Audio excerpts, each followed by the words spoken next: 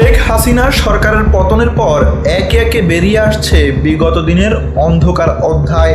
ছাত্র জনতার আন্দোলনের মুখে গত বছরের 5 আগস্ট প্রধানমন্ত্রী পদ থেকে পদত্যাগ করে দেশ ছেড়ে পালান শেখ হাসিনা। এরপরই পালিয়ে যান আওয়ামী লীগের একাংশ নেতা, আমলা আর কেউ কেউ ধরা পড়েন আইন শৃঙ্খলা বাহিনীর হাতে। বহুল আলোচিত সাবেক প্রধান বিচারপতি এবিএম খায়রুল হকের অবস্থান ছিল একসময় রহস্যে ঘেরা। অবশেষে গত বৃহস্পতিবার সকালে ধানমন্ডির বাসা থেকে তাকে গ্রেপ্তার করে ডিবি পুলিশ। গ্রেপ্তারের পর নতুন করে আলোচনায় এসেছে তার বিতর্কিত ভূমিকা।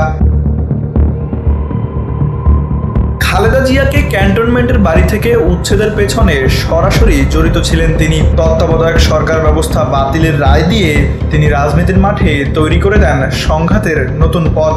এই রায় দিয়েই একতরফা নির্বাচনের সুযোগ এনে দেন শেখ হাসিনাকে। অবসরের পরেও থেমে থাকেননি তিনি। আইনের নীতি নির্ধারণী প্রতিষ্ঠানের চেয়ারম্যান হয়েছিলেন সরকারের ঘনিষ্ঠতায়, অথচ এই পদ থেকে তিনি পদত্যাগ করেন 13 আগস্ট। এরপর একের পর এক মামলা, জালিয়াতি, সংবিধান সংশোধনী রায় পরিবর্তনের অভিযোগে দায়ের হয় মামলা।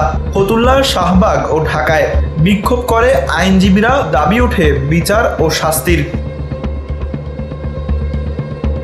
দেশের সর্বোচ্চ বিচারপতির আসনে বসে যিনি একক সিদ্ধান্তে বাতিল করেছিলেন নিরপেক্ষতার ভিত্তি, আজ তাকেই কাঠগড়ায় ফিরতে হচ্ছে।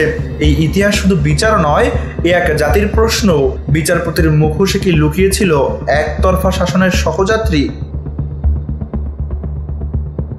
তানভীর আহমেদ, এনবিবি নিউজ।